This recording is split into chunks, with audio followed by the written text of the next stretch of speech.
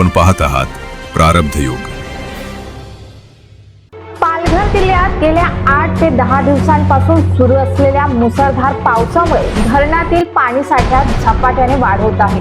जिल्ह्यातील शेती, MIDC तसंच वसई विरार आणि मीरा भाईंदर महानगरपालिकांना पाणी पुरवठा करणाऱ्या सूर्या प्रकल्पातील धामणी धरणात सध्या 53% पाणी साठा झाला आहे. तर या प्रकल्पातील कवडा धरण पूर्ण क्षमतेने भरलं असून ते ओव्हरफ्लो झालं आहे.